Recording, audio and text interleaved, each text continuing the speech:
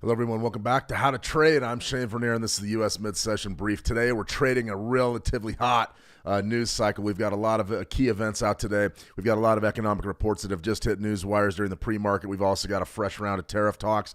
We've also got to talk about the Epstein list being released today. And if you don't know what the Epstein list is, that's fine. I'm not going to explain it here, but I will say that if that does come to pass this evening, it's one of the biggest news stories probably of the last 25 years. So we're watching relatively closely. Will that do anything to the markets? No, probably not. But well, it's hard to say. I mean, you just don't know whose name's going to be on it, and that's going to be a real big deal. Now, as far as what we have for tariffs, we've got fresh tariffs coming across the wires. We got another 10%. We got another 10% that looks like it's going to get tacked on China. We've also got your Mexico-Canada tariffs going into full effect. I want to get right out to price action, though. You can see that we've got a sort of a trade brewing right here, a 30-minute gold chart. This is a video that's actually been relatively popular over about the last day.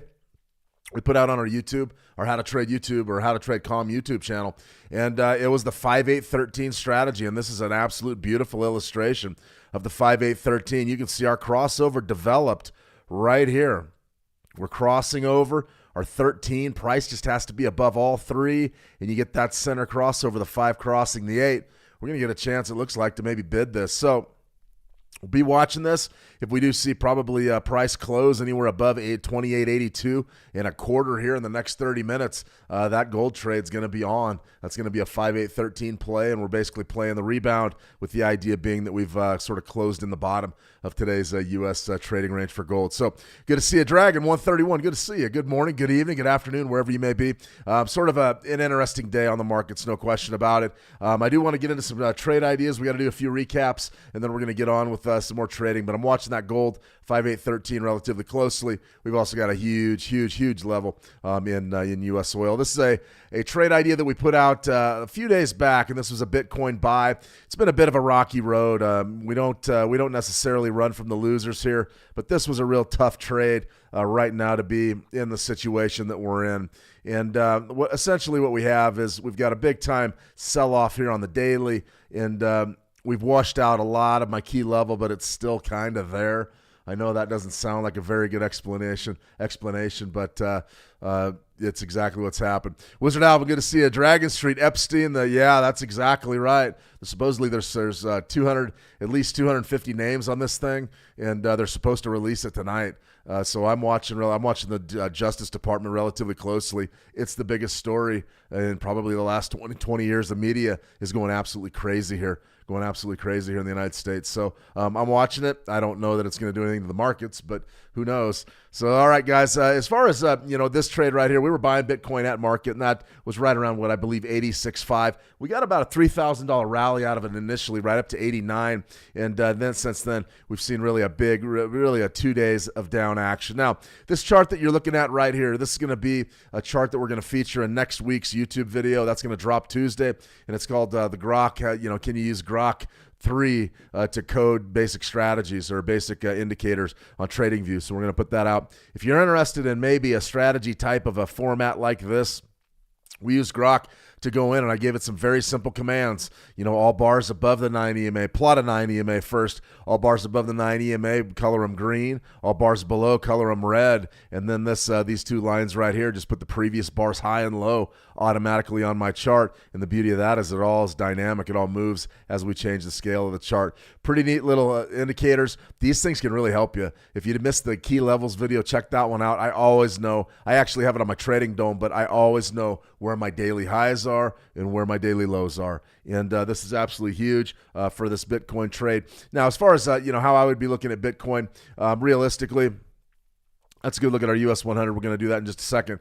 But Bitcoin, this was our trade. Essentially, we were looking for a bit of a bounce here, a bit of a bounce back up to that 91 zone. We haven't got it as of yet. I still say we get it. But this 38% zone is under a lot of heat. Now, we got that immediate bounce up to about 89.5, and now we're coming off big.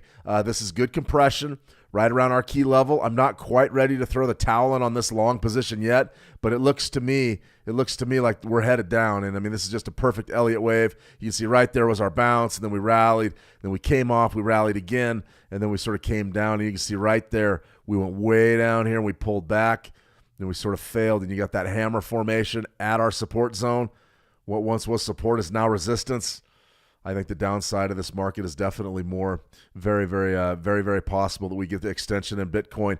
I will go on record as saying this, and this is one of the things that I would can't say automatic and you can't say it's a guarantee, but it's like Dragon right there says, important people are very nervous. Well, they're nervous about the Epstein list. They're also nervous about this Bitcoin market.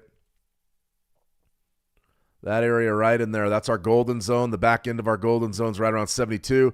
50% of that monthly is right around 79. I think 75 fives. I think you'll see the whole world step up and buy if, in fact, we actually sell off down there. And right now, the technicals really show a downtrend. We've lost our handle on our support zone, and we're coming down. So very difficult trade right now to still be holding on to, especially after we had about $4,000 in the bank, $3,500 in the bank. You've always got to remember, you got to make your decision as a trader what you're going to do. That initial strike off of my line was pretty darn good. We got a nice bounce right up to about, let's see, where were we? Right about 89.2, 89.3. That probably would have been a signal saying, okay, do I move my stop to break even? I know I go on and on about not moving it on intraday trades and things like crossover strategies. You really got to watch those. But on a daily play off a support level, that's really hard to take that big of a move in the positive ground and not move and still be in a danger of taking a loss. That's what I'm saying. That can't be allowed to happen. So be very careful with what you're doing here if you're holding this Bitcoin long. I still like it. Not ready really to throw in the towel on it, but I'll tell you this. The entire world is right there beneath yesterday's low at about 82. If, in fact, you see Bitcoin trade beneath that, we're probably going a lot lower, at least in the near term. So be very, very careful with what you're doing here with Bitcoin. It's a great market, and you can make a lot of money doing this right now, buying the right dip. The only question is what dip do we buy? So, all right, Jeanette E., good to see you, Jeanette. Welcome. Dave 19, good to see you, Dave. I think that we're in for some interesting stuff today. Dragon, important people are very nervous. Whew. That's no kidding. There's a lot of folks that are already lawyering up. I guarantee it, and they're going to need to. Big deal. That's a big deal, guys. It definitely will have the entire world talking. No matter where you're at, you will see that in the news. So we're fascinated here in the States, and I'm going to be watching. I'm going to get the popcorn out, and I'm going to be watching the rest of the day after we hit the gym, of course. We got to get some exercise. But in any case, this is another trade follow-up. This was the Bitcoin app market. Remember, if you want to trade any of this stuff, Switch Markets has got you. It got crypto. It's got individual stock CFDs. It's also got your Forex majors and all your commodity needs and or wants. So be sure to check out Switch. Here's another trade follow-up. We just issued this one this morning, and I like this one a lot. I feel pretty good about the odds of getting this big pullback. 38% was right around 20,330, and we've got a nice entry just above that, about 300 points above that. But I really believe we've got a good chance to grab a US 100 pullback. I think that if in fact we do get this to deepen a little bit, one of the biggest reasons why the US 100 is coming off is NVIDIA. We're going to cover NVIDIA in a minute. That was another trade idea from yesterday. And, in all honesty, unless you saw the trade idea right as it happened, you probably wouldn't have got in on the action, but I'm going to show it to you anyways. But this US 100, if we do see some of the fortunes towards tech, right now it's all about tariffs, guys. That's a bottom line. The Dow Jones Industrial Average is up 250, and then you've got the NASDAQ, which is down, 130 or let me see, 130-something points. The reason why is tariffs. We just slapped another 10% tariff on China. I'm going to go over those in just a second. Tariffs are a big deal right now. Do not ignore the news cycle, and do not underestimate Trump's ability to be wildly unpredictable. He doesn't tell people what he's going to do. He just does it, and it's a lot like the Swiss National Bank. They don't tell anybody anything. They just do it.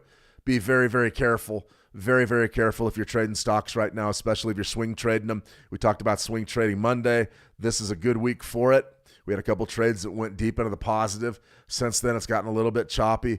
Core PCE out tomorrow morning. I'm going to go over all this and preview all of it. But for right now, that's our trade idea of the day, and you're going to be looking at 38%. I believe we're buying about 20,000 sixes, somewhere in there, 650. I'd have to look at the trade idea exactly, but I do like the opportunity to grab a bounce off of that zone. So why all the pain?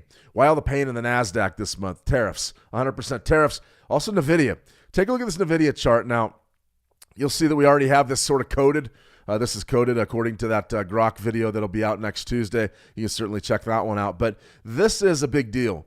This right here is why a lot of people don't trade stocks, and it's one of the just prima facie evidence why if you're taking leveraged positions in this type of a market, You got to really watch yourself over that overnight close. Now, we're starting to see stock trading gravitate in to a 24-hour market. The problem is even during the overnight and the OTC markets and all the different things that traders are doing right now, there's not enough volume really to stabilize that market. So what do we always see? We see a close and then a subsequent next day open, and that is always risky. Now, I get this question a lot, guys, and it's a damn good one. I don't have an answer for you.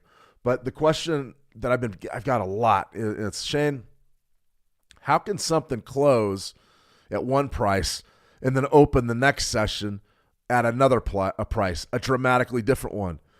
Well, a lot of it has to do with the traders, the insiders, the banks, the commercial banks, the people that actually make the market. They call them market makers or liquidity providers. Has to do with where they feel like setting the prices at. Always remember that this trading stuff is an auction. You are participating in an auction. Now, I don't know if any of you have ever been to an art auction or a cattle auction, more importantly. I grew up going to cattle auctions with my dad, and we would go to these auctions, and we would sit there, and we would actually, after a while, you could sort of point out different people in the auctions that were actually running prices higher. You knew it. They all worked together. They worked with the auction. You knew what was going on, and that's fraud. That's absolute fraud. This, I think, is fraud too. I think that if you got something like NVIDIA, which closing bell ding ding yesterday's at 130.02, how the hell can it open the next day at 135? How can that happen? Well, the answer is there was after hours trading, and if you read yesterday's trade idea on NVIDIA, I was telling you to buy 130s, looking for a pop up to 134. Well, if you got that during after hours and then the market closed and you woke up today, you won right on the open. You said, well, I just won that trade. I don't think anybody got that trade in here. It was a tough one to get. It really was. You had to be fast on the draw. You had to have that hour or 90 minutes of after hours access to these stocks. You had to have that as well. And then if you got those things and you got the 130 buy, which price was right around that 130 level in the after hours, then you woke up a winner. Opening bell, ding, ding. NVIDIA came on the board. The first print was 135. What happened between that close and that open? The liquidity providers and the market makers got together, and they said, we believe NVIDIA. We're going to open the bidding today on NVIDIA at 135. Clearly, the market did not buy it, and they did not buy it because why? More tariffs, and that shook tech, not necessarily because it's going to ruin NVIDIA's business, but because it's just going to put maybe a damper on the entire industry. We don't know where AI is going, and we don't know who the chip providers are going to be to the AI boom. Most of us believe NVIDIA is going to be a major player. Doesn't really matter on today's open, though, did it? So if you got that bid in the after hours, you won. If you didn't, if you showed up bidding 130s today, you're still in it. Price is coming back late day, but you can see that's just an opening 30-minute sweep. That's absolutely epic. I wanted to cover that NVIDIA trade because I get those questions a lot. Shane, how can it close at 130 and open at 135? That's number one. That's why your margin requirements, especially in futures, if you're going to hold a futures through the daily close, market's only closed about 40 minutes. If you're going to hold through that daily close, you have to have a lot of money because even then, when we shut the market down, we balance our books and the liquidity providers dictate another price, it could be anything. It could be anything. So be very careful trading this stuff. No doubt about it. Be very, very careful. Understand that when you hold anything overnight, I call it overnight, but through a market close, you really are taking a risk, and it's impossible to know, really what's going to happen to your position the next time the market opens. Remember, we're participating in auctions. Okay, week 9, fascinating week. We've got a lot going on here. The biggest thing that I would say today is just the biggest news day of the week. No question about it. Tomorrow will be the biggest single event. PCE price index will be big. Let's go ahead and preview that now. But as far as what happened today, it was an active news cycle. And remember, we're guns up. Tuesday, Wednesday, Thursday, we're trying to make our money. We're trying to hit our profit targets and make sure that we can put a little bit of food on the table.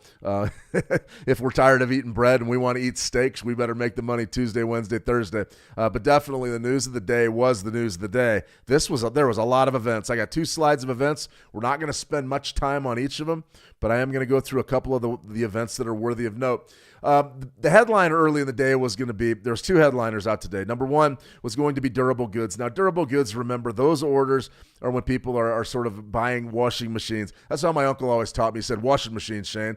Durable goods are washing machines. And I go, What's it's something that you buy. Typically you finance, or a lot of folks finance it, and it's going to be something that you're looking to purchase for the intermediate term. So let's say you buy a washing machine, you're hoping it lasts 5 years. If you're lucky, depends on what kind you get. But something like that would be a refrigerator, large appliances, not can openers, but like refrigerators. All right, those are good examples of durable goods. Typically, durable goods, when that's high, it's a sign of really robust consumption, and that suggests higher consumer sentiment, yada, yada, yada. It means that we're in a growth cycle, not a contraction cycle. Well, today's numbers were interesting right there. Durable goods month over month. These are preliminary figures, which means they will be revised, but what's important is the preliminary figures. The first look we get at a number is what drives the volatility. So right here, you've got durable goods month over month, 3.1%. That's up over 2.0% expected and way over the previous release, which was revised down, I believe, to negative 1.8%. So interesting stuff. We've had horrible economic numbers the entire week. Durable goods comes out and is a big winner. So from a market standpoint, what would that be likely really to drive? What market would durable goods drive? It would drive the US 30. Why would it drive the US 30? Because a lot of those folks that make the durable goods and that finance durable goods, and they do all that stuff with those mid-range appliances, think about how important durable goods really are. They're somewhere in between. They're not really in between a car and a house, but they're sort of beneath the car. So people look at auto sales and saying, oh, that's a big economic indicator. We all look at home sales and we say, oh, home sales is huge. Well, maybe durable goods is more important than both of those, because there are those purchases. It's not quite depending on what kind of washing machine you're buying. Now, a lot of you may have really expensive washing machines. I don't know. But, you got that purchase. It's not quite a car and it's nowhere near a house. It gives us a good look at like mid-range purchases. This is a trade idea that I put out quite a while ago. It was actually 2 weeks ago on our weekly trade, our weekly trade idea or opportunity series, trade of the week series, on Forex Signals TV that's been suspended for right now just because of time constraints. We're hoping to get back to that, though, in the near future. And this was real simple. Monthly triple top, 45,000 to 45,082 in your US 30 right there. That's your triple top. And it was real simple, guys. It was bullish above it. If we broke above that level, we're buying this market because we're probably going to 50,000. But as long as that top holds, then we're bearish. And if you took a short right up there around that triple top, like a lot of folks did, which is just right, essentially, the question was easy. Buy or sell 45. Buy or sell 45,000. It's that easy. That's it. Trading doesn't have to be hard. The problem with us in general and retail traders in general is we don't have the money to make that call. The folks at Goldman Sachs do. A lot of the folks on the Epstein list do. They just stepped up and said, all right, we're going to sell 45s. If the market gets driven above 45 or 40.46 or 45.1, then we're going to bail out of it. Trading gets real easy when you have the capital to hold those types of positions. You only have to have a few good ideas a year, and rarely are those folks wrong because they have time to let things play out. But for us, it's not enough just to show up and sell 45s. We're taking leverage positions trying to make enough money to make this whole thing worth our while. So what does that mean? It means we have to refine our entry and get absolutely fantastic entry. Did we get a short entry this week? No, not really. Do we have a long entry on the board? Absolutely. If we do see the pullback really sort of the market reverse from current levels, I was really big on 42.530, maybe 42.550. That would be a fantastic bid down there. But moreover, more to the point, what will we do today? Got a positive day today. You're up almost 300 points. Do the tariffs end up protecting the US 30? Yeah, more than likely. Do they hurt big tech? It's going to shake things up. Would they eventually help, though? Maybe. Will they prop the US 30 up for now? Well, maybe. Take a look at this. I want to show this chart pattern on the daily because it's really important. I don't get an opportunity to draw much anymore, but this is a megaphone formation. This is a megaphone. Now, you're like, Shane, what's a megaphone formation? Well, if you've ever been to, a football game here in the United States or something like that, you say, Shane, it's a triangle. It's not a triangle. It's a megaphone. That's something that you yell through that magnifies your sound. Look at what's happening to our ranges. The process of price discovery tightens as we go from left to right on your chart. As we move forward in time, the market typically pinpoints a price, meaning buyers and sellers start to agree in that open auction format. It's not really an open auction, but that electronic auction format that, we are going to have a price. The US 30 is worth something. We're not seeing that now. We're seeing a widening as we go over time of our daily ranges. That's scary. It means nobody knows what anything's worth. I think that we're on the precipice of a major move, a major one. I think it's going to be bearish. I really do. But right now, if you're looking at the US 30, that megaphone formation, that should scare everybody. I've definitely been watching it. I haven't seen that one come across the board in quite some time.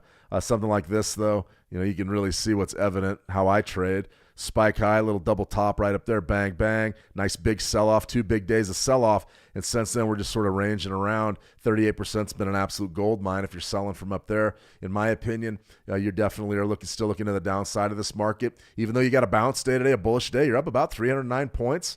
Maybe you can get a close up above that zone.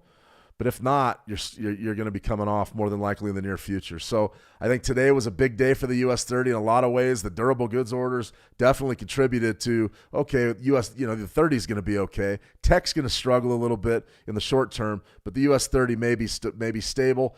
I think that also has to do with the tariff talk. We're going to sort of unpack that in just a second. We had more news. GDP was another big one. Preliminary GDP for Q4 2024. These numbers make me laugh because I will bet pretty much anybody in here that these numbers end up being revised. And so this was sort of your Q4 figure. This was the last quarter really of the Biden administration. So we sort of expect it to come in decent. I love the expectations here, though. We expected it to come in positive, but look, 3.1 before Q3, and then we go down to 2.3. Now, that's after we've seen robust jobs numbers, the upward revisions to jobs numbers, October, November, December. We also saw retail sales get revised up. We've seen inflation get revised down. These numbers, I almost guarantee you, are going to get revised up. So the real question here is, where the heck is GDP? Are we going to go into a recession or aren't we? And that's why everybody's on pins and needles talking about consumer confidence and things of that nature. So be very, very careful looking at these economic numbers. I always tell you, it's relative analysis. Understand what the number was previously, understand what the market expected, and then understand where it hit. Did today's really satisfy expectations? It came in perfectly in line with expectations. That's an interesting coincidence. You also got right here, quarter over quarter, Q4, price index, 2.4%. That's over 2.2. That's an inflationary metric. That means that inflation is still rampant and definitely a big part, of the dialogue, at least facing the U.S. dollar. And then all the rest of this stuff. The last big headline today, aside from tariffs, was initial jobless claims. Initial jobless claims came in at 242,000, and that was above 222,000 expected. That was like the highest, I believe, in 3 or 4 weeks. I would have to look at it. It's not really that important. If we see this consistently every week happen, then yeah. But a lot of it has to do with the federal workers being laid off. In any case, this was sort of what we looked at here for GDP. The U.S. economy expanded an annualized 2.3% in Q4, the slowest growth in 3 quarters. So we're definitely slowing down here. We're slowing down in a big way over Q2 and Q1 last year, Q2 and Q3 last year. And a lot of this has to do with maybe those higher interest rates biting into productivity and or output. It's possible. It's very possible. The jury's still out. I would still bet $5 that 2.3 gets revised up when we do come around to the Q1 numbers of 2025. A lot going on in these news items. Don't put too much stock in them. Now, as far as PC for tomorrow, we're going to look at the U.S. dollar now, and we're going to get back around to that gold 5813 trade. But the PC price index, that's the big mover and shaker tomorrow. We're going to come back. We're going to be trading the U.S. Open live after that release, about an hour and a half after that release. We're going to do some strategy work there. But this is the big number this week. This is an inflationary metric. This is the one the United States Federal Reserve looks at. This is the one that they look at. So if you're interested in monitoring inflation, core PC prices month over month for January, 0.3%. We're expecting inflation to rise a little bit. Yearly, we're going to get revised down. Don't worry about the yearly. That's we all want to know what happened last month.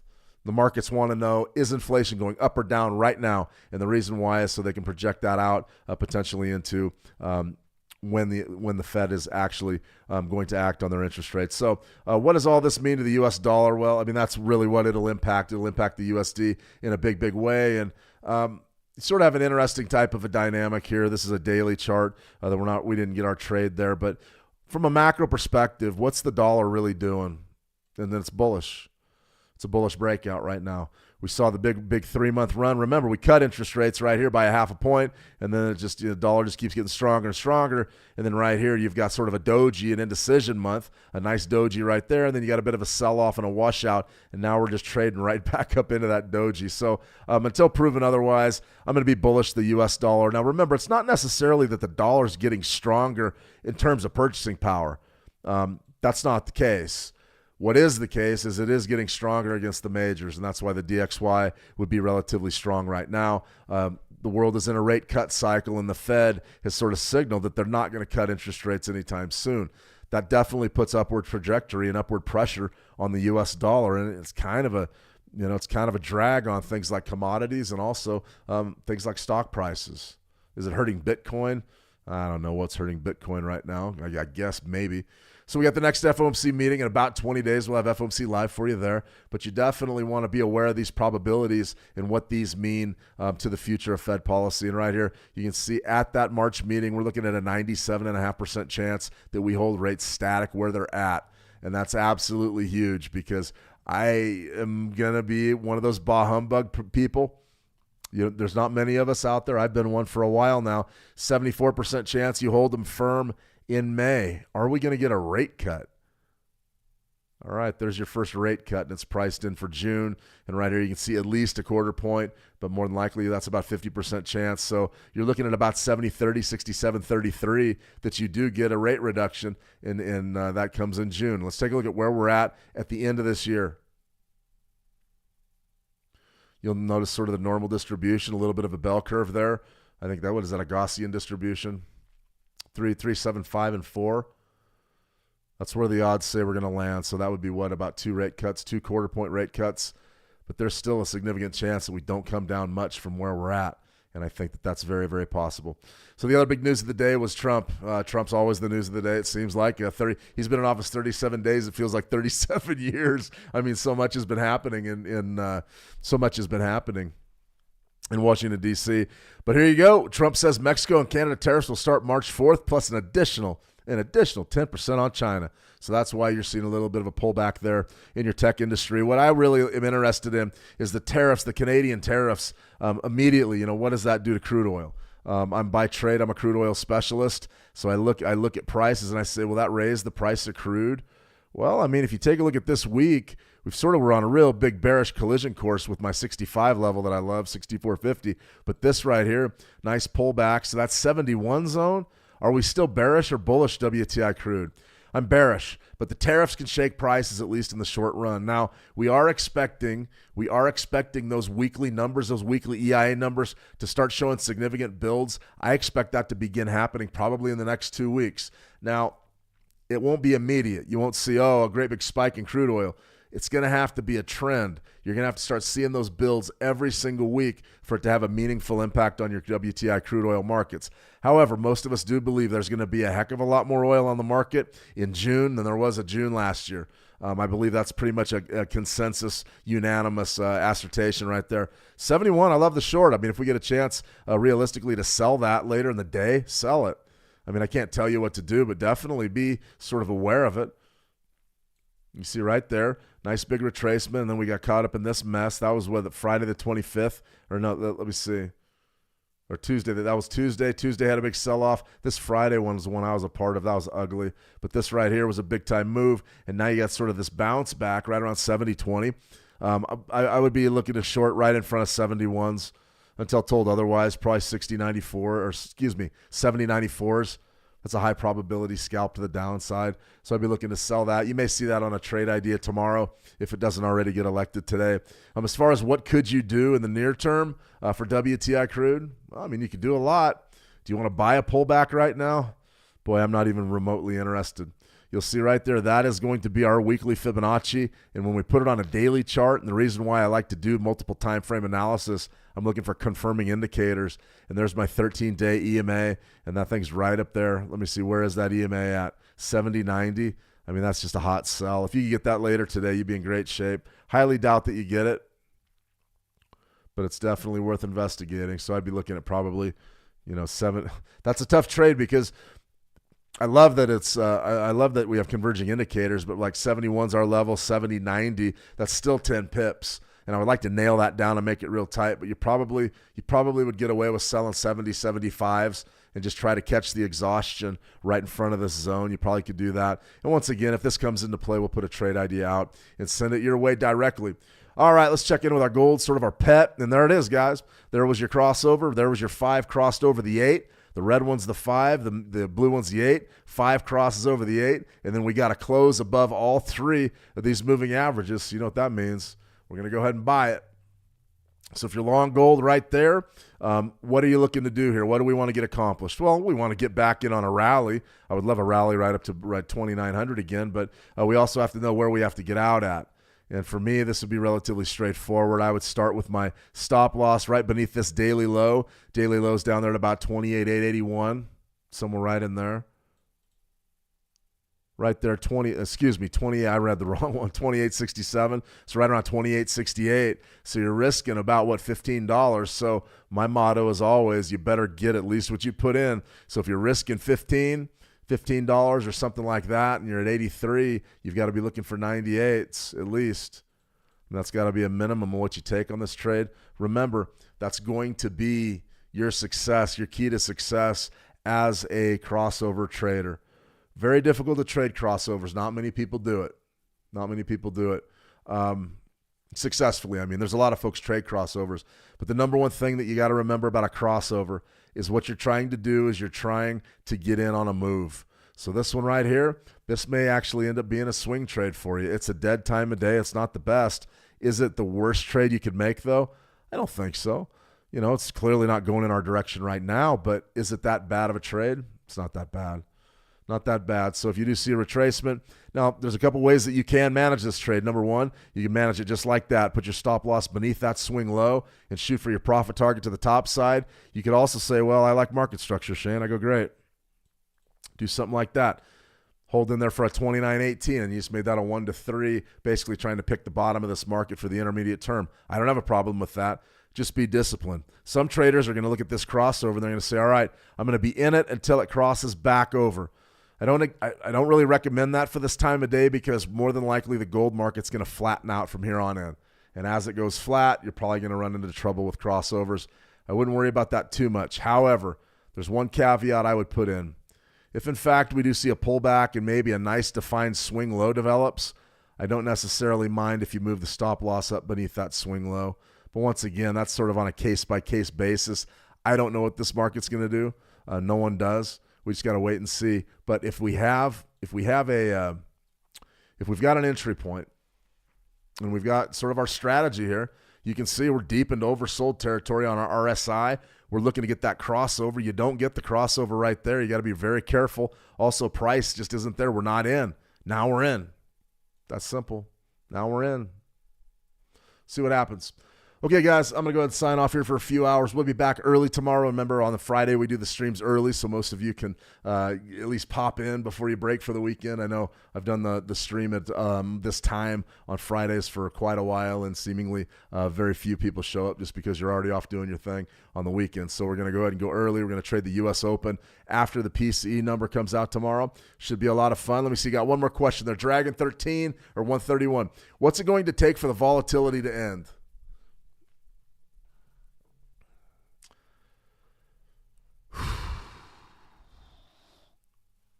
Trade deals. People are going to have to come to the table and talk. They're going to have to talk, and you're going to have to see. You will see the volatility die down once the peace deals are signed, and I'm a firm believer those are coming anytime. I think that Zelensky's supposed to be at the White House tomorrow to sign a minerals deal. I think that's the first step, and then you'll go ahead and you'll see the peace deal probably ratified in the next 6 weeks. It may take a little longer, but you will see a ceasefire relatively soon. It'll take a while to negotiate that peace deal. Believe me, everybody at the table is going to want to get something, and they all have to walk away saving a little bit of face. So that's going to take a while, but once you get the Russia-Ukraine peace, that's going to be the first step in getting the volatility out of your commodities markets. That'll certainly do it. The second one is going to be Israel-Hamas. A lot of folks believe that one's going to come to an end in short order. I don't know. I'm not there. I'm not a geopolitical expert. We just have to wait and see on that one. But as far as tariffs, there's always going to be tariff talk, at least for this first year.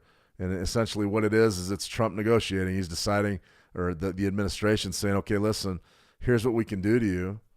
Work with us. And then it's going to be up to the other folks to say, well, we don't really want to work with you. We're just going to go ahead and wait you out. Honestly, Dragon, if you ask me to, I would say give this thing till the end of the year, and you'll start to see things normalize. But this will be this first. Nobody's been ready for this first 60 day or first 37 days of the leadership change here in the United States. And the biggest thing that I want to stress is we're very much in a state of flux. So it'll die down, but it's not going to be soon. It's going to be, give it 6 months, give it a hard 6 months.